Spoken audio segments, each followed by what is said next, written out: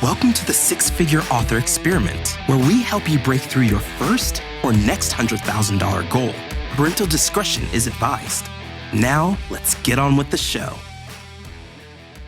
Hi, Lee. How are you? Hi, nice jacket, Russell. I know, right? Like, I have been wearing this all day in a very hot California with no AC room, so I could show you this dope Keith Haring jacket.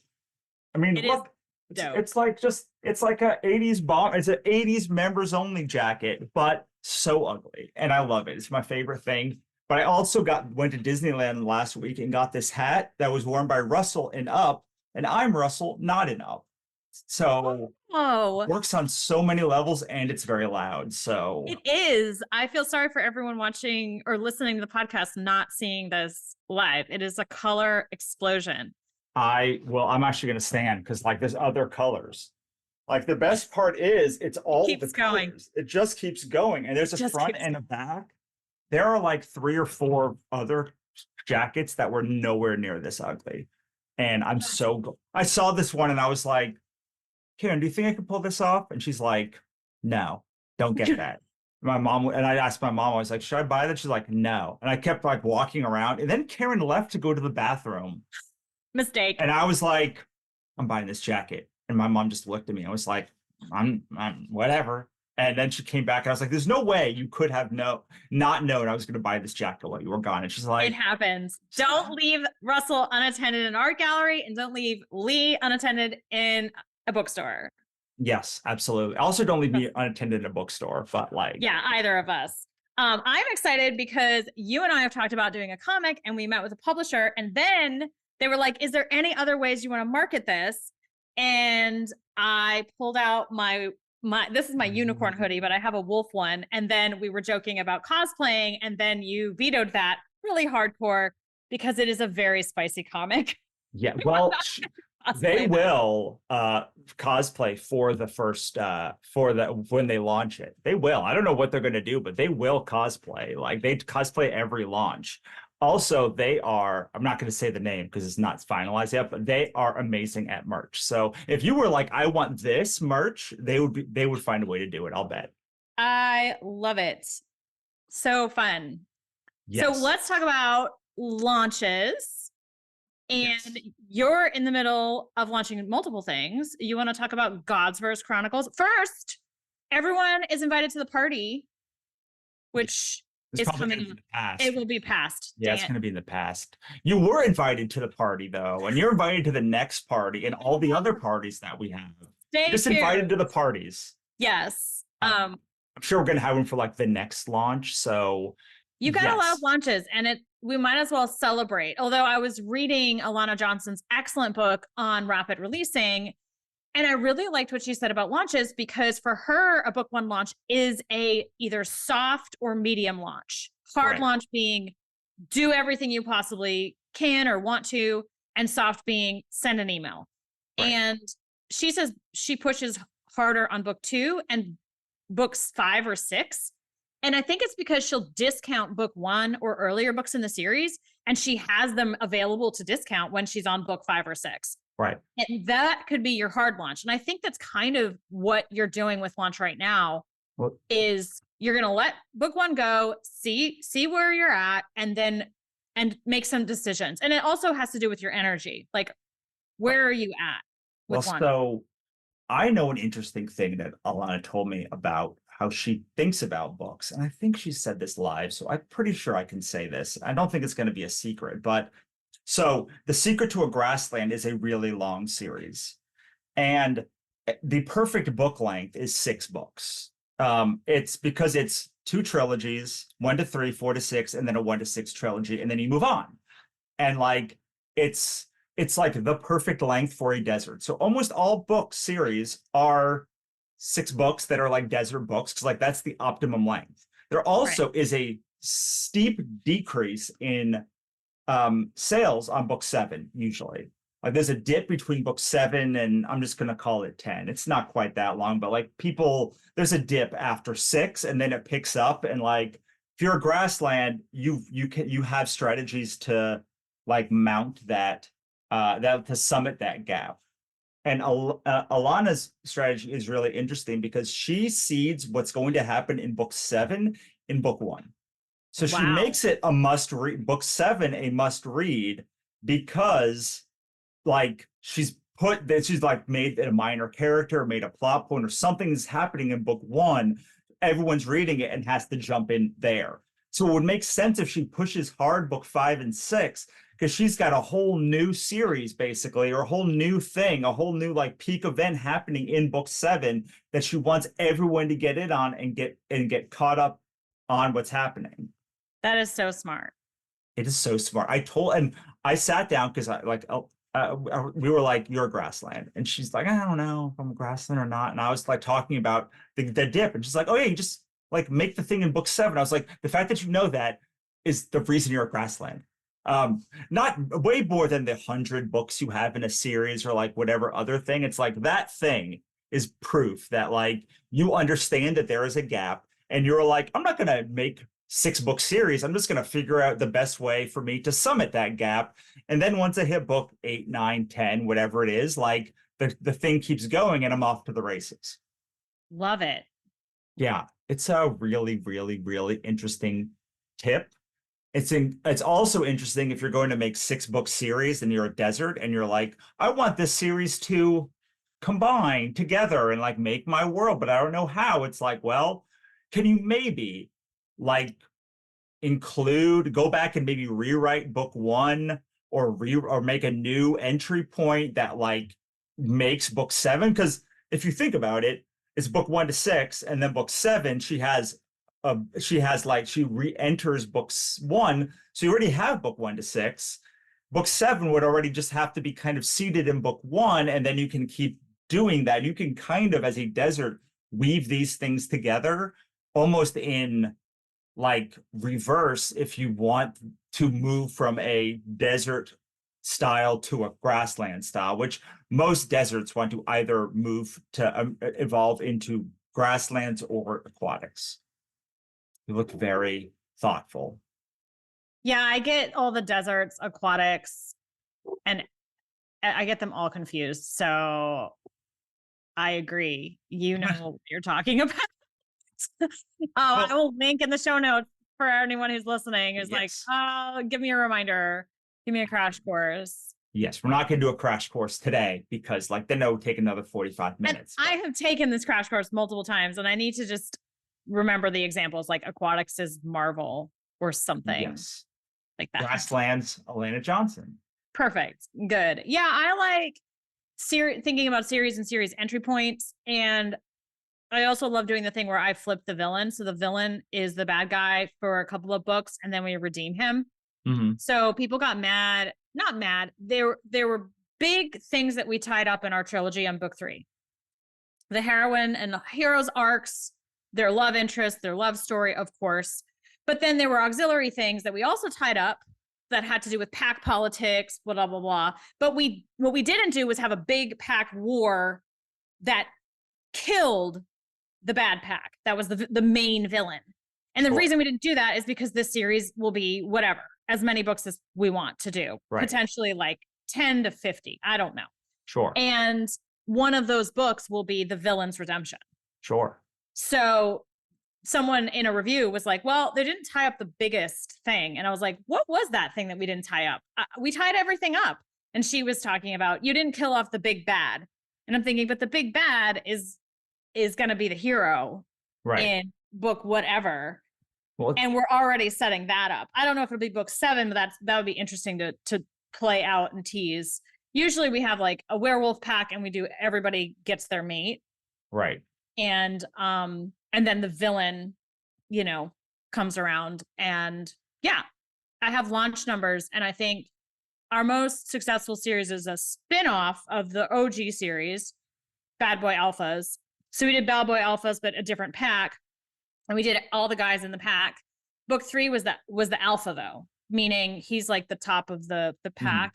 And so they're all these like hardcore alpha hole heroes. But then book 3, we were like leading up to the biggest alpha hole of them all, I guess. And that book did sell the best. And we pushed book 1 And then we realized we could push book 2 even harder, just looking at the launch numbers, which I can show you real quick, our launch spreadsheet. And then we pushed book 3 hard, and that did the best. So yeah, Alpha's Fire was our most successful. Oh no, sorry, Alpha's Revenge. They're all, I just get my books mixed up. It's okay. I remember the characters. I just don't, the titles are all over the place.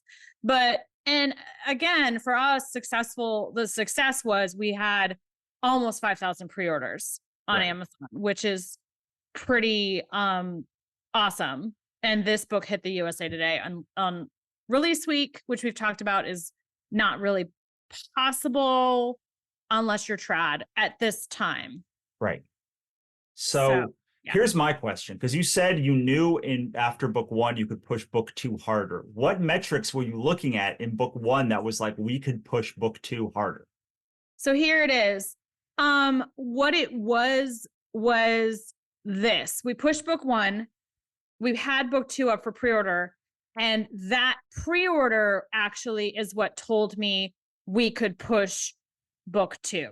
The pre-order in book 2, as we spent ads on book 1, the pre-orders on book 2 went up and up and up to the point where they were like 2,000 pre-orders. And I realized that is USA Today territory, or it used to be. And I knew that because I was in a lot of anthologies that went for the USA Today. And just doing those anthologies, I knew the numbers and I knew how to do it. They were like my practice runs. And then I could do it with my own book. So I'm really grateful that I was involved in those sets, and all of my sets that I was in were really drama-free and really awesome. I will say though, if you're ever in an author collaboration, there are going to be a few people who just drop off the face of the earth or don't do what you expect, and you just roll with it. You can still make an anthology successful, but I learned that lesson too. Yeah. I mean, I think that you need to go back to you need a good launch person. You need a good grassland to pull it all together. You need some good deserts, but like you also know that you're going to lose like half of the people are just not going to do the thing. And you're just like, well, if I have enough people by the sheer numbers, I'm going to have a good amount. But I actually think the reason that I was only in one book thing, and like they usually have like a 50-50, they hit or they don't, or maybe a little bit better. But we hit because we had a ridiculous number of tundras. And we were all just like launch. And a lot of these sets are full of forests. Yeah. Who like don't want to together. Yes, they want to do something together, or grasslands who don't want to talk about a thing. But like ours was like, there were like 3 or 4 like people that I know for sure are tundras. And like, we were just like, what do we do? We can gift things away. What do we like? How do we get this? I was like, it's a number problem. It was like, we need this many numbers and we haven't had that numbers. How do we get those numbers? And like, so we pulled so many like tricks. And I know we only got there because it was a really good title. It was called Once Upon a Rebel Fairy Tale. And It was like, the cover was like a girl with like a pack of wolves. And it was like, nice. It was like perfect. It was like a perfect title for like it had fairy tales, it had urban fantasy, and then it was full of tundras. Who just wanted to launch it. Yeah. Well, once you know what the number, because they would be like, we need 3,000 numbers. And we're like, oh, we need 3,000 numbers on Amazon, and then like 500 between these other platforms. And we're like, or at least 300 on 2 platforms, whatever it is. It was like, oh, this is a number. This is a math problem to be solved. Like, all you were asking me for is like, how do I spend $3,000 to get like these people to buy the book for 99 cents? Like, and yeah, it was really interesting to go through. But I agree. Like, it's really interesting to also like be able to look at pre-orders across the series and say, okay, it's going up, it's going down. It's like, we should break a series. Do you have those numbers too, where you're like, oh, we need to hit book 4 less hard? Or like, is there a point where you're looking at it and you're like, I go less hard for this book because pre-orders have decreased? Yeah, I think it took us a while to write book 4 in that series, so it didn't do as well. And then book 5, we weren't trying to hit the USA Today, and we did. And book 6 would have hit, but the list went away that week. Uh-huh. I mean, book Yeah. 6 had the numbers to hit. I don't know Right. if it would have, but I'm like, man, all 6 of these books in this spin-off series, which we now bundle in with the first series and just say it's the Bad Boy Ultimate Edition. And we're going to start doing that with every new kind of werewolf book we write in the same world. Now it's all about the store. Like, what are we selling on the store? So our latest launch, the numbers are here. They are, we have not spent what I wanted to spend on ads, actually, because we have to figure out how to spend on the store and make the money back. And right now on the store, we know how to make money back on a big bundle. And this is a single book or a bundle of 3 books in the trilogy. And book 3, it did get a nice, healthy amount of pre-orders on Amazon. So 2,600 pre-orders. And I have this up on the screen. And you can see, you know, like our numbers aren't that impressive. And also this chart isn't even really filled in because I just want the bundle or these books to sell well on the store and be a self-liquidating offer that we can then throw $1,000 a day at it. Like we haven't gotten there yet. And to me, I'm like, well, we haven't really spent on this launch yet. We really are working towards that. And I have a new ads guy who is very careful. He doesn't want to waste my money, which is amazing. And I keep telling him to waste some money. Like, just keep trying things. And right now we're testing discrete covers. We're testing the branding, and we're finding, you know, different covers to the Instagram audience might do better than the guy covers to the Facebook feed. So same ads platform, but Instagram and Facebook, and different readers that we could hit and target. And we're playing with that. And I think it's a good start. But these are the numbers, like, you know, 6 pre-orders on Kobo. That I think you could probably beat that, Russell.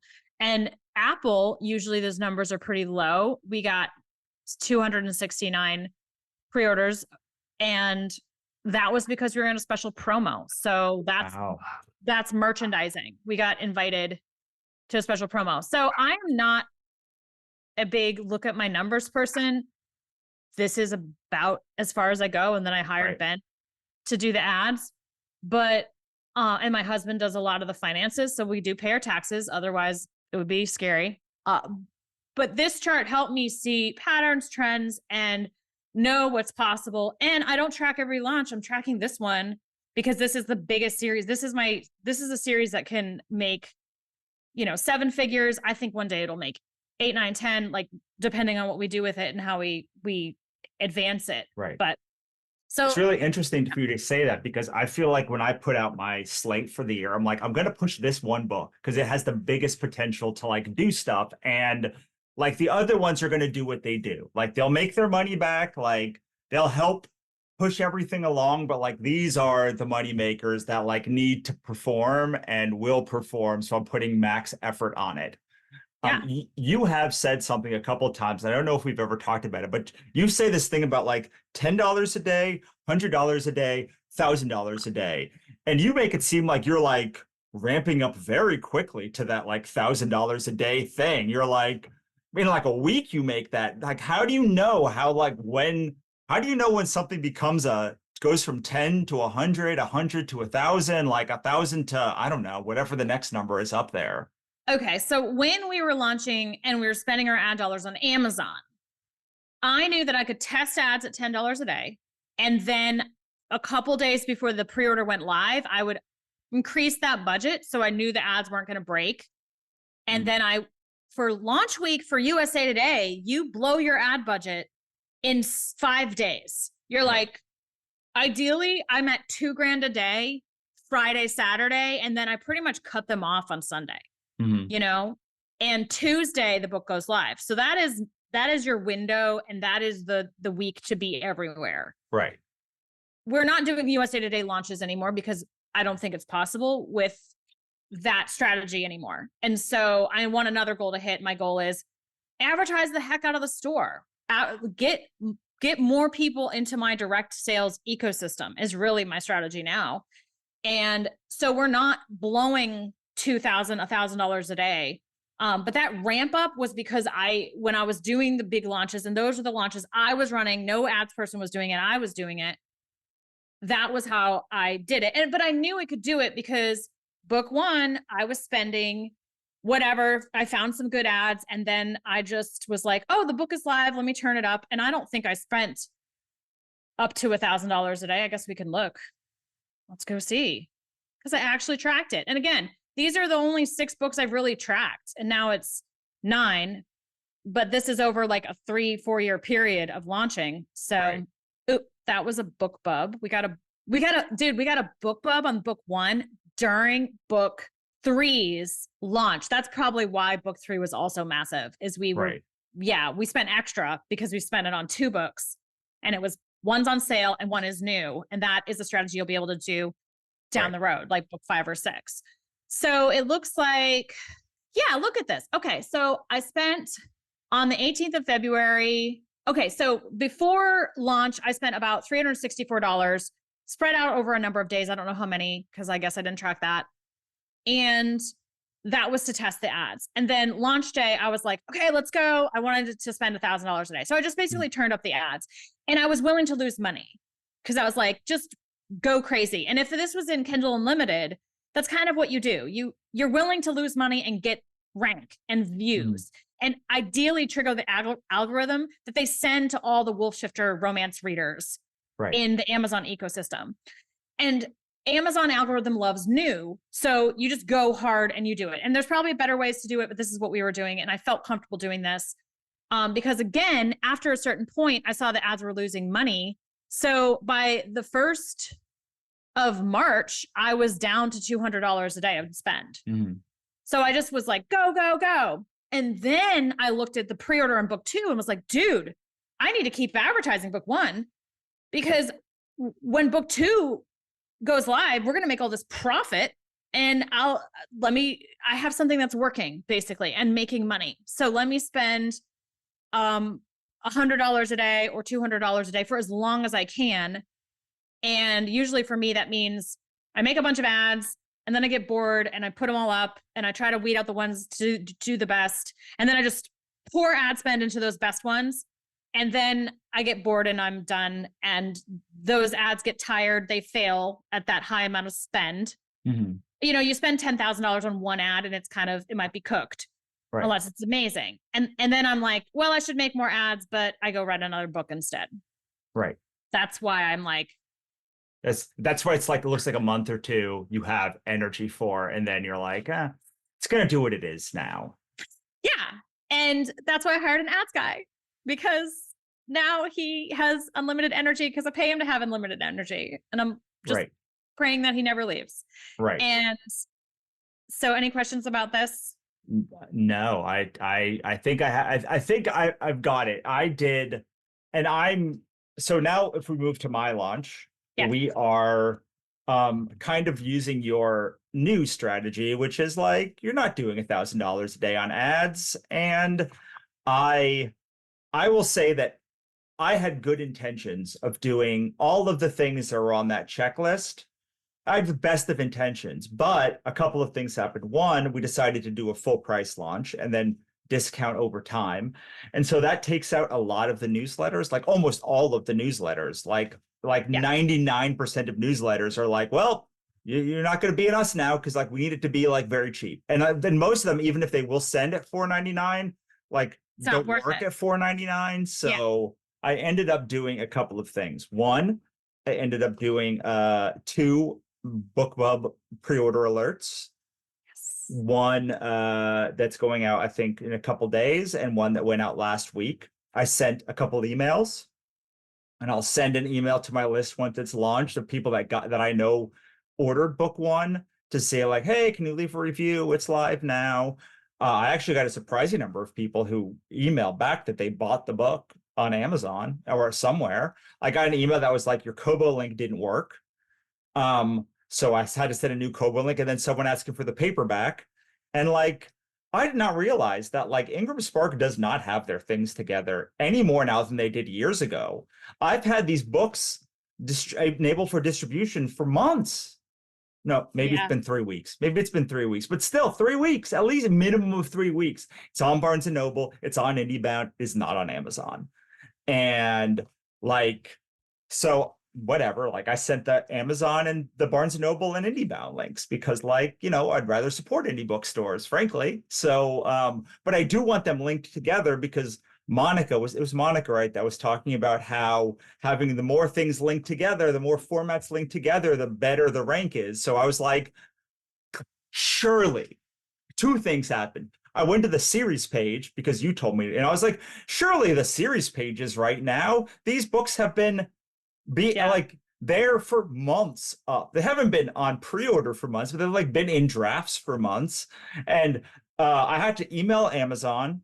Actually, I had to chat with Amazon and I was like, I'm not interested in doing this chat. I just want the series page to be right, please. And so they were like, we'll do it and we'll figure it out. And like, it was very tough because they were like, we don't have access to your Amazon account. And I was like, but you're Amazon. You're a KDP. Like, how could you not have access to my Amazon account? They were like, they were asking me all these questions. And I'm like, you could find all of this out by just like I sent them what the series page of my dashboard was. And they were like, I can't. And they're like, we can't find it. Yeah. I'm like, they couldn't find it. Yeah. Like, what even is life? And so I was going to go the lazy route and not put the paperbacks up on Amazon. I was just going to link the Barnes and the Ingram Spark ones.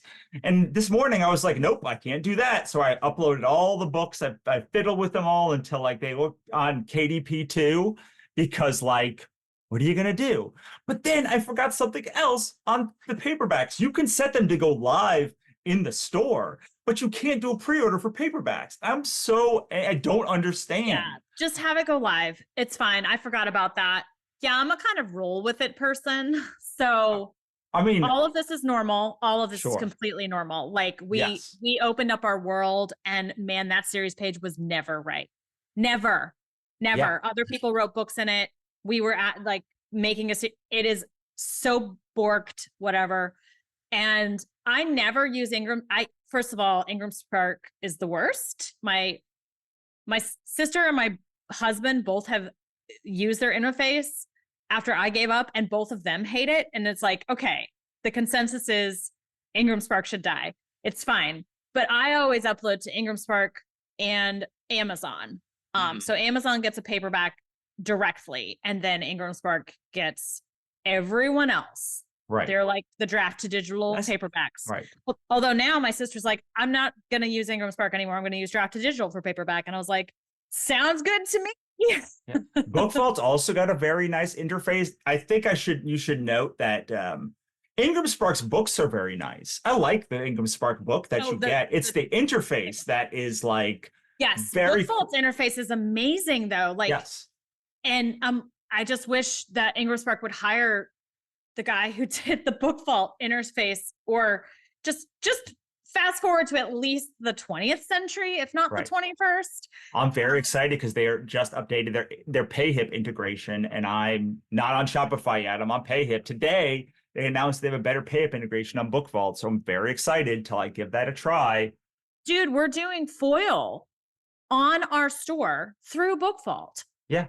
And I think we just have to let everyone know that it might take them 6 months to get their books. Like there's still not that long, but like I'd rather tell them like, oh, it's going to be special. You're going to get it next year than have them be like, why isn't it here 3 days later?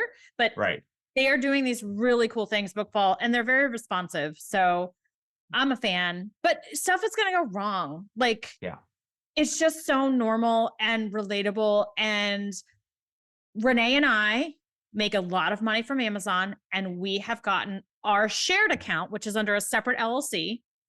Right. Our Amazon account has been shut down multiple times, to the point where when it is shut down now, knock on wood, we're like, yeah, okay, call them, you know? Right. And you can't call them because you no longer have access to that KDP. You have to call them from another account. It is. So if that ever happens to y'all, there's a lot of articles in my group, Millionaire Author Mastermind, on people who have lost their Amazon accounts by doing nothing wrong.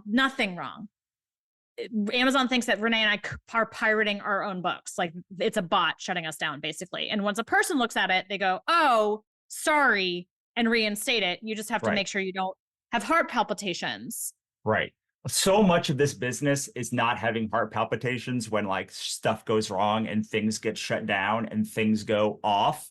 One of the reasons, so I think we talked about my Flowdesk account being shut down. And one of the reasons I was like, I'm not going to work this out with them ever, is because like you couldn't get a human on the phone. It's like once a human sees it, it's like this is if somebody who has been at this company for more than a month looked at this, they'd be like, oh, this is ridiculous. Sure, I'll fix it for you. But like, if you can't, I now am so like, I use ConvertKit, which is 10 times more expensive than Flowdesk, because like when I went to port my stuff over, there was a person. I know like 7 people at that company. Like I can email, I can do things. Like I went to their conference. I like feel like I'm at a place that like I care much more about the human connection to all of these things than I care about the money that it costs to make that business. Someone told me, they're like, so you're going to build they said something along the lines of like, so your business is going to be built on a thing that you don't even trust? Like, that seems like if you can't make enough money to pay for like the ConvertKit thing, you probably like have bigger flaws in your business that need to be addressed. And I was like, that's probably right. Like at this point, there were plenty of points in my life I'd have been like, screw you, buddy. Like I need to pay less than $30 for my 30,000 person list, because like I don't send to it that often. But now I see the value, having done this for years, of like being able to send an email, or at least an email to someone who would send an email to the right person or give me the right email. Like that is where like all of the value lies in business, I feel like, at this point. And a lot of it is saying, oh, this is normal. Like so many people, so much of this is just like, happened to me. Let me tell you what, I was on Kobo podcast, which was really fun. They were so sweet. I love the Kobo people. And they said they have a saying in their office that there's never an ebook emergency. Like paperback, you're investing probably tens of thousands of dollars to do a print run or whatever. And even now it's like print on demand. So you invest like $20 to get one copy. And if there's something wrong, you fix it. But an ebook, they're like, there's never an ebook emergency. And I loved that, because I was going to say everything can go wrong and you'll still be fine, because the books will be up. They'll be up forever, for your lifetime, for, you know, generations to come, if you choose. And chances are you will probably relaunch, rebrand, redo, or do an anthology with some of the books, or do them differently on Kickstarter, or do them as comics differently, or do them with different covers in the future. So it's almost like, just take a step forward. Like that USA Today story I told you. I said, well, I was in a couple anthologies and I hit the USA Today list, and people told me, oh, if you hit the USA Today list in an anthology, it doesn't count. And I was like, I think everything counts, so I'm going to count it. And it did count, because then I hit it 5 times with my co-written books, because I knew what I was doing because of those trial runs. And honestly, if those ones, even if they hadn't hit, I would have learned enough that I would have been able to duplicate it, or it kind of normalized me doing a USA Today run or a bigger launch. So whatever you do, whatever movement forward is great. Like celebrate getting the pre-orders up and making 0 sales. Like, congratulations, you moved forward. I did. And one of the things that I love about like this episode specifically is like, you now know what it takes to like run, like if you want to like have a launch, like your launch, like that's what it like just showed you numbers of like how much the ads spend. And like, if you don't have that, you can't feel bad about not doing it. And like, this is to me the biggest thing with information, and what made me what makes it so frustrating when people hold back information, or like they not the people that hold back, but like they don't have the information, but they feel bad about themselves for Yeah. not doing a thing. And you're like, well, I mean, I don't know. Like, I know how much it costs to do a USA Today book run. I also know they almost never make any money, like at least with the anthologies. And like, I made the least amount of money in my whole career on that USA Today run that I did. Like the Right. least amount of money. I mean, I ended up making it back because like I did a series on it. It's part of the Godsverse Chronicles, and like it kind of like started the whole like Godsverse thing. But like, I knew exactly how much money it takes to like get that. And like, especially when people are like, I wrote a post that's going to come out in a little bit that's like, your first book's going to be a flop. It's almost guaranteed to be a flop if you're a debut author, because like you've only got one book, you've got nothing behind it. You've got nobody knows your book. People have to know your book in book one, then like see people like it when book two hits, and then like maybe they'll invest in like book 3 or 4 or 5, and like they'll make an investment. But like, I think at least 80% of people don't read debut authors because they're like, I'm not going to be invested in this person until I know they're going to be around for a while. Yeah, that actually can happen in German. Like, you need to finish the series before people will start the series. We found that with the trilogy. Like, people were waiting for book 3 before they started book 1. And so our book 1 launch was actually a very medium launch. Book 2 was a nothing launch. We sent an email. It was the softest of softest launches. And book 3 in the trilogy, just now, we're gearing up our ads. Like, I would like to spend $1,000 a day, but we were going to make sure we do it profitably. And it looks like we haven't even launched the book yet. The book has been live. The trilogy is complete, and we still are in launch, and we will be in launch probably for the next 12 months. And I don't care because someone else is running it. Ben is running it. Right. And I do want to say that because, yeah, people are like, oh, congrats on your overnight success. And it took 10 years. And I have started to hear more and more about E.L. James and 50 Shades of Grey and how she did her launch. And it was so smart because she wrote the book as fan fiction. She co-opted a fandom.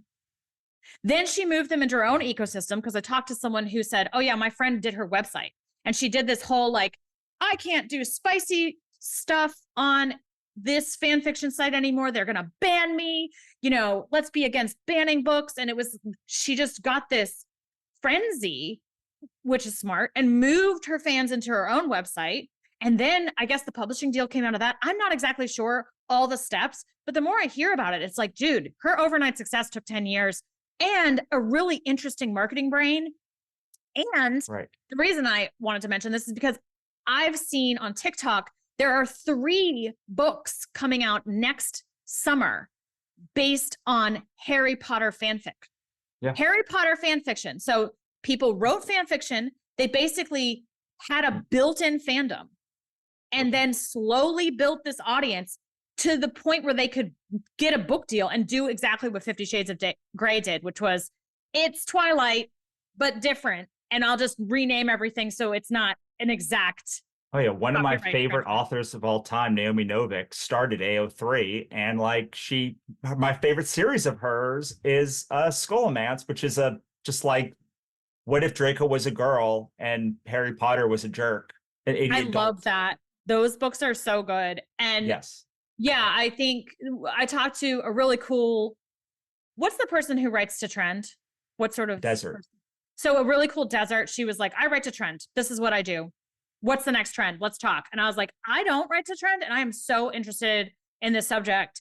And we talked about looking at K-dramas and at fan fiction, and like, where is the fandom brewing and bubbling already? And I thought it was so interesting that people are basically writing to a built-in fan base, like writing to where the readers already are, but then making a new thing or something that becomes new. And I'm very interested to see how these 3 books do, at least 3 that I've heard of on TikTok, which of course is, you know, the perfect place to get accurate information. But I'm excited because they were all fans. And they were like, I'm so excited.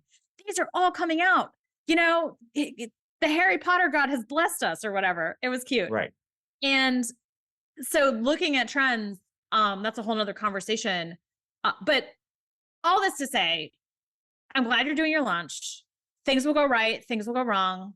Welcome to launching. It's great. because every failure is a stepping stone.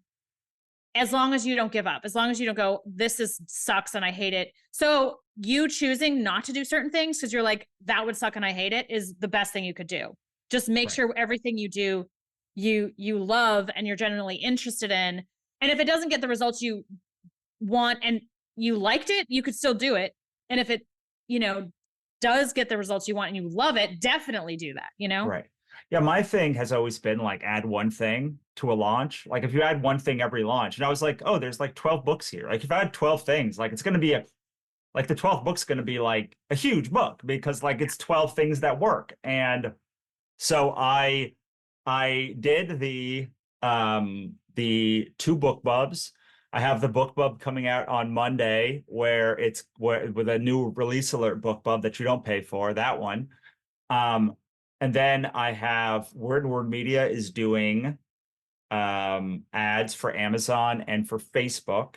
And then I send a couple of things. So I figure I have not checked this pre-order dashboard, and I'm going to do it live. And we're going to see after like a week what it looks like. So let's see. So I think that the Word Media stuff starts on the 9th. So it won't be here yet. So I'm going to just go, let's see. I don't even know. Like, so I'm going to go to my bookshelf. I assume I go to,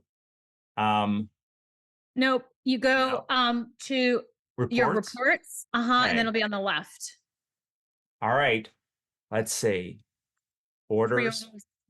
Pre-orders. Mm-hmm. Here we go. Oh, there's one for Heaven. Magic. 9 pre-orders. Awesome. That's not amazing, but remember, this book has been bought by most of my audience already. Like most of the people, like I have launched this book so many times to them, and there's still 9 people.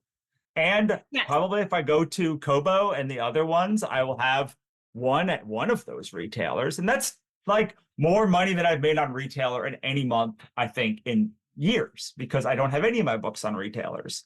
And this is where it starts, right. Like this is the beginning. Yes. Yeah. And so part of me is like, man, I just should have had these books up all along, because I could have been continually launching them for years and like going back and like redoing them. But part of me is just like, yeah, but I would have known what I was doing then. Now I can like see data and see how it goes. Like the greatest thing that I saw about your dashboard is that you'd be like, oh, well, every 6 months or every 3 months we got to launch. And so it's like, there were things that you can control for in an experiment. Like there are things you can control and things you cannot. And like time is when you cannot, but like, all of these have the same cover branding. All of these like were written by me and like redone the blurbs. Like all of these were written at a very specific time in my life. So I can see like what is good, what is bad, what is indifferent, all of that stuff. And see what's working. And I don't know, like, I remember like I originally was going to do $0, 99 cents, $2.99, $4.99, $9.99 for the rest of the series. That's how I was planning on doing this. And you told me, you were like, you can still do that. Just like, don't start there. Yeah, still do that. Yeah, start at $4.99, and like eventually in 6 months you can do $0.90, whatever the crazy pricing, or maybe that pricing strategy doesn't work and you like do a different pricing strategy. But like whatever the thing is, like you don't have to, you're not locked into how that launch goes. And you are not even locked into how that ASIN goes, because I've seen plenty of people recover a book and suddenly it like pops off. I've seen tons of people recover a book and go the other way, but like less people. It almost always goes, it usually is on like the better side of usually your recovers are going to be better because you know more, at least up to a certain part. But speaking of covers. Yeah. This is, which one was the old one and which is the new one? So the bottom right was the original, the lady's face. Yeah. So they were very bad. And then the bottom left was, let me try a anthology set, and it just wasn't quite right. The top left has made me a lot of money, like a lot of money. Right. And now we're relaunching yet again, and I can show you a little bit better picture of this. It's a Hades and Persephone retelling. And I filed off the serial numbers a little too well. I changed all the names and things. And that comes from fan fiction where you say, I filed off the serial numbers. Okay, this is going to be, so my co-writer was like, okay, let's relaunch it and just say the name Hades and Persephone to just be really on the nose with the myth. So we changed throughout the book all the names. It was based on this Greek myth that is very popular right now because of Lore Olympus and a couple books that came out in dark romance. And this is a dark romance that were the Hades and Persephone myth.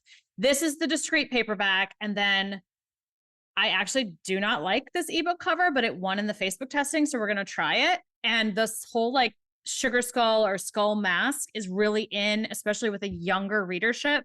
Right. So if you're watching this, if you're listening to this, you'll have to just Google Hades and Persephone, Lee Savino. But if you're watching, you can see, there are covers that are very different that I'm putting up here. And also, yeah, one was just the face, like a side profile of a face. One was Hades and Persephone on basically a bed. There's 2. 3 was Hades undoing his tie, very classic like dark romance or Stevie romance like cover. And this 4th one, the discreet one, is imagine the last cover for Twilight book, but like white and like further back and nowhere near as gross.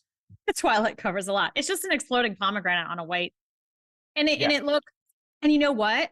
The last rebrand, which happened in 2019, which someone told me is 5 years ago, and I slapped them because they're lying. No, so 5 years ago was my relaunch. The original books came out in 2015. I wrote them in college, they needed a rewrite. And 2019 was a big launch, and we're thinking we can rebrand and launch it again. Will it be as big? I don't know. Will these covers do well? This new option? I don't know. Will maybe someone told me their discreets were selling 40% paperback. Like they were making $100,000 a month with viral TikToks in Kindle Unlimited. They were spending quite a bit on ads, like $40,000 a month on ads. And then 40% of their income or the copies they were selling were paperback. My paperback sales are 2%. Right. Yeah, that's wild. That's why I've spent so much time in the past few months getting discreet covers. So rebranding, redoing. Right. There's never an ebook emergency. There's never an indie emergency. Right.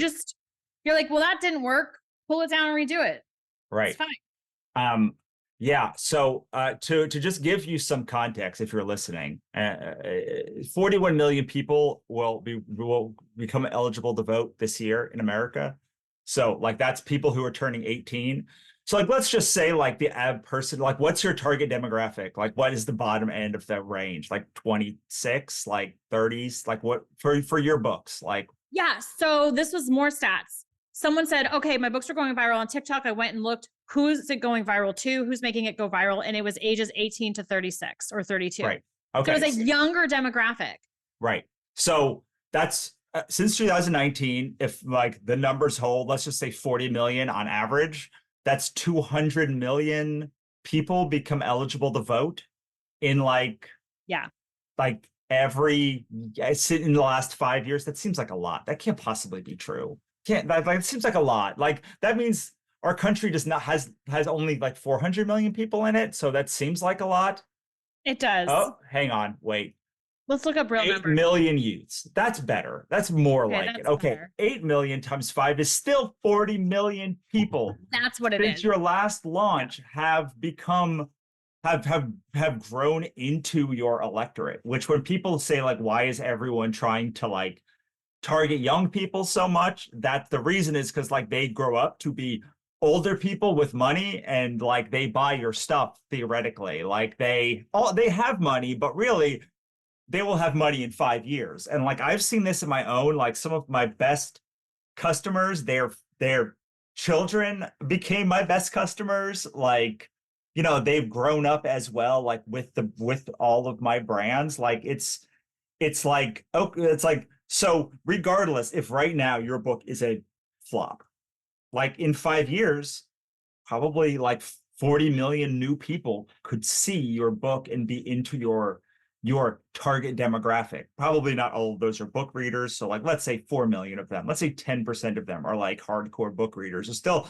4 million new people that could find your work, which is why when you're talking about like people that write to trend, like they're looking at that huge market because they're like, okay, 4 million people, a million of them like contemporary thrillers. So like, that's what I'm going to write. I'm going to write a contemporary revenge thriller.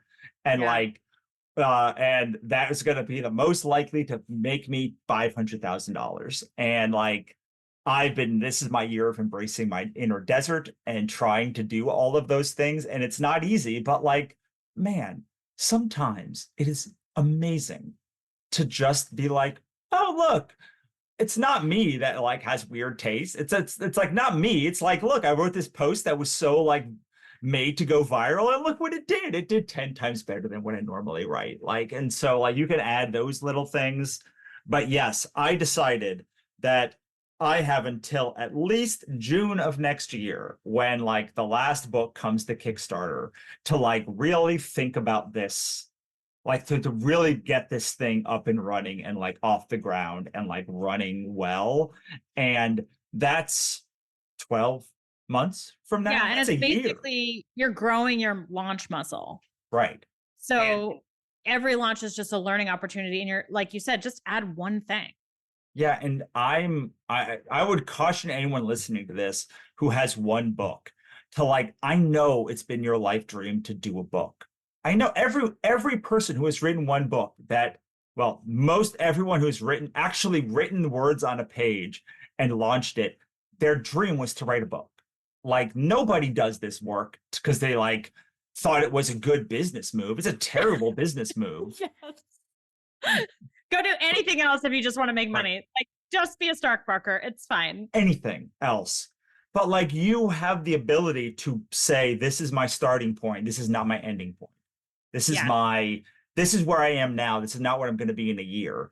And a lot of people I know, like the reason why these fan sites do so well and then those people launch so well is like they gave a bunch of free stuff away for a long time. And a portion of those people like their work. But like a lot of these debuts that like hit either were from someone who has a huge audience already somewhere, or they were one of the magical few that were pushed hard by a publisher because like they had all of the things that they wanted to like push through. And I realized something recently. Want to hear no. I realized that publishers push aquatics. So somebody like Madeline Miller comes along once in a, I don't know, let's call it once in a generation. Like she writes Song of Achilles and it's like a brand new thing and they're like, we're going to push this, but they're not pushing that book. They're pushing that book so that the 950,000 other Madeline Miller clones can write their book and make them $1 billion. Honestly, I was just going to say publishers are going to push what they think are proven winners. So if in the era of Twilight, if you had a vampire romance, they would push you. So again, they're co-opting a built-in fan base. So you either have the fan base because you're a YouTuber or a celebrity or have been putting yourself up free on fan fiction for 10 years, or you're with a publisher who only pushes you if they're like, oh yeah, you're the next Stephen King. And we know this because you wrote about a woman in a high school, like destroying all the kids who bullied her. Like, yay, we will push you. But they won't do that now. They would do it when Carrie came out, or if there's a Carrie sequel coming out. But like, you have to be so adjacent. They're like, okay, well, billionaires are in. We're the billionaires. And now they're saying, okay, romantasy maybe. Like they're trying to figure it out too. But they're pushing. That's why 3 Hermione people from the fanfic got deals in the same, literally summer 2025. 3 of them are coming out. Why? It's either the same publisher or it's publishers who said, holy crap, this is really popular. Oh, so-and-so just got them to sign. Let's find someone to sign who also writes Hermione. And again, it's a co-opted fanfic from Harry Potter. Right. Exactly. And like all of those people are like dealing with an advantage you probably don't have. You don't have. Like you just like I didn't have it, you didn't have it. Like none of us have it at the beginning unless like we somehow built like a big audience beforehand. So Yeah. like you can just put out the book Yes. and just like, look, man, I've been doing this for years, and I have 9 pre-orders right now. Like that's not very many, but like it is more than 0. Let's look at my pre-order dashboard. It's not going to blow anyone away. Spoiler alert. So there's a German one that got 141 pre-orders. Yay, German. A little story that I gave away, 49 pre-orders. That's not bad. Another book that I gave away, Adventures with the Universe. But 38 people did buy it. Thank you, those 38. And then I had some books coming out and in a series, and I was pushing the books in the series, and the Brutal series, I was getting closer to a couple thousand pre-orders. But again, that was so written directly to my fan base. And then book after book after book, I was putting on pre-order, like book 2, book 3, book 4, book 5, and growing. And then it looks like decreasing pre-orders. Yeah. And look at this one at the bottom, 145. Then it goes to 1,000. Then it goes to 2,000. Then it goes to 1,000. Then it goes all the way down to 38. So like, even on somebody who is making like, money, making a lot of money, right? Like does not have, and you know, I talked to a lot of authors, and like, they're all similar. Like they all have like their series that make them money, the series they do for fun, and like the series that like is a gamble or is just like a flyer. It's like, I don't know. Advertising dollars on the most aligned series for advertising.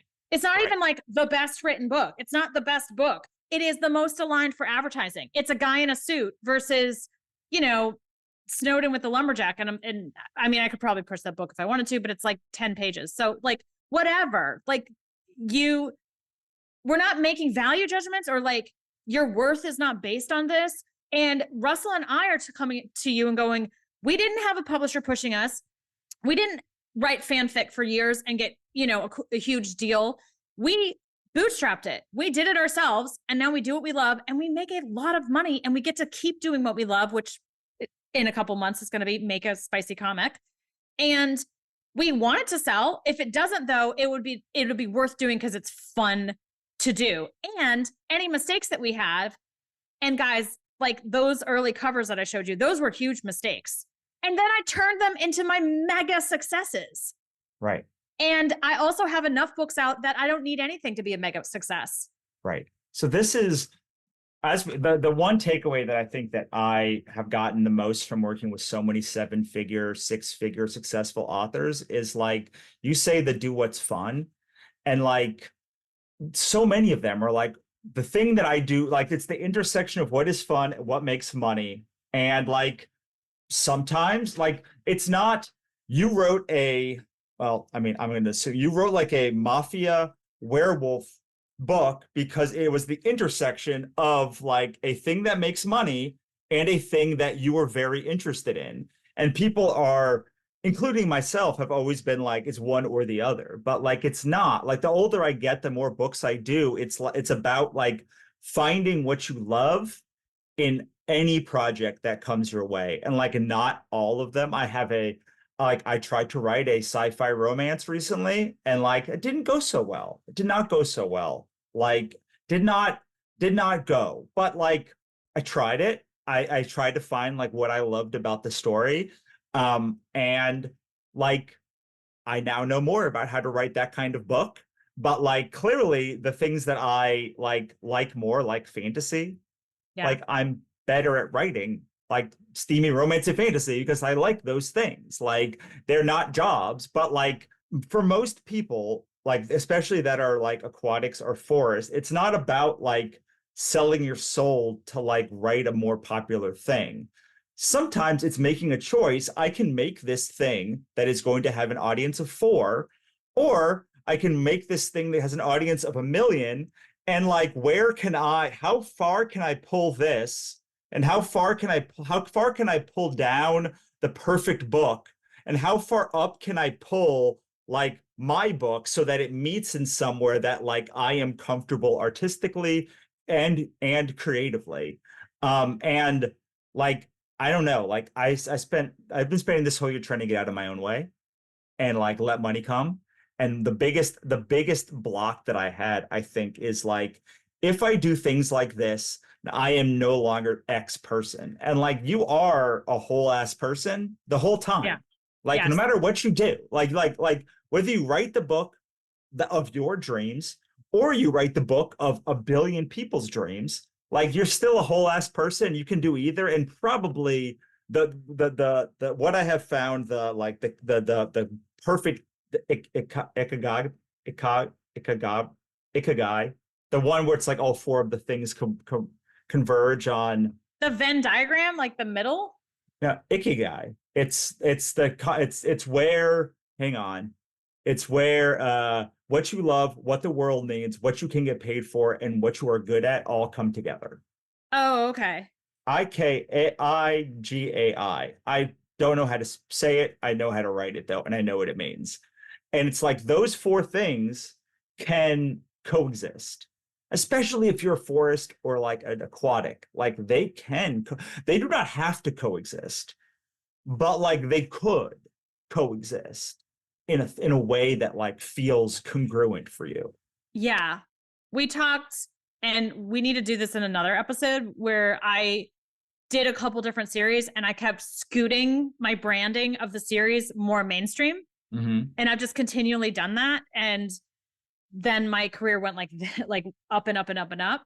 So we can talk about that in another time. But I was going to say this, when you said you'll still be yourself. So there's a visualization exercise I'm really loving where you write out your morning with a lot of the elements that you live already. So like, you swing out of bed, the same side of the bed, you pet your dogs, they're your dogs, your same dogs. You get your favorite beverage, coffee or whatever, but you're also interspersing. And then I check my KDP dashboard and I have 1,000 more pre-orders. And you intersperse in the normal things, the things that you want. And the reason you do that is because you want to make those things that you want, the new success level, your norm. You want it to be in your comfort zone and not scary. And the way you do that is you talk about your life as if, and then you intersperse the things you want into it. For example, at one point, having more than $100 in my bank account was weird and could have been, and I think it was scary, which is why I kept just spending, or I made these decisions all the time to not have money. And then I got over that and I learned, it's okay to have money. It's good to have money, of course. And I wanted money desperately, but I had to remove some of the things I had been instilled in me, like beliefs as a child that people who were rich were evil, or money is the root of all evil, blah, blah, blah. So I removed those beliefs, I replaced them, and I normalized money. And then I took my bank statements and I actually would add zeros and commas, and my husband would find them and go, "What is this?" And I'm like, "Oh, I'm just trying to make it normal for me to look in a bank statement and see $30,000. And now I do. And now I'm doing that with $1 million a month, because why the fuck not? Excuse me. And the other thing that I'm doing and realizing is I can write out my morning just as the way I do my morning, the same yoga studio, the same coffee, and then also say, and I got an email from a reader who loved my book, and I checked the New York Times and it's #1. And I can just normalize those things so they're not scary. Mm-hmm. And then naturally my brain will make decisions to move me towards that. And I have to say, when I'm still me that I was a couple of years ago, just way more confident and way more money. Like we actually live in the same house. It's just nicer. And I have a nice office. And you'll still be you. You think that you're moving towards your goals is a death.